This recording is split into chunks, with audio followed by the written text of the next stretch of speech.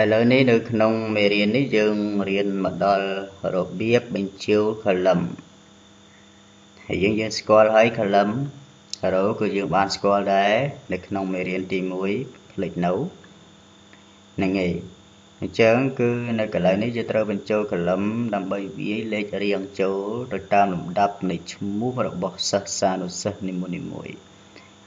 ហើយលេខទាំងអស់នេះយើងកុំច្រឡំថាជាលេខរៀងរបស់ទិន្នន័យយើងហ្នឹងមិនមែនទេគ្រាន់តែជាលេខរបស់ row តែប៉ុណ្ណោះឯងឥឡូវយើងដើម្បីបញ្ចូល column បានសូមយើងត្រូវឈរនៅលើ column ហ្នឹង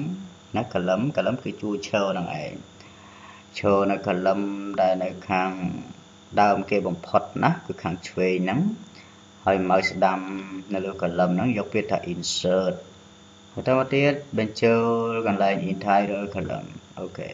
ដល់ពេលនេះយើងបានបញ្ចូល column មួយហើយយើងចង់បញ្ចូល column មួយទៀតយើងធ្វើដូចគ្នាទៀតអូខេឥឡូវយើងបងលេខរបស់យើងចូលទៅកន្លែងនេះហ្នឹងគឺយើងទៅសេថា low row លេខរៀងបន្តមកទៀតយើងបងលេខចូលទោះជាលេខច្រើនប៉ុណ្ណាក៏ដោយយើងបងតែ3លេខសិនបន្តមកទៀតយើងយក mouse របស់យើងទៅអូសនៅពីលើលេខហ្នឹងណាទាំង3លេខហ្នឹងមកហើយយក mouse ចាប់នៅកន្លែងនេះទម្លាក់មកក្រោមមកវានឹងរត់មកដល់ស្វ័យប្រវត្តិងាយស្រួលអូខេហើយយើងចាប់ផ្ដើមធ្វើការកែសម្រួលវាជាបន្តទៅទៀតដោយការ select ទាំងអស់ដូច្នេះហើយចុចនៅកន្លែងនេះហើយនៅកណ្ដាលបញ្ចូល border របស់វានៅកន្លែងនេះ all border អូខេរួចរាល់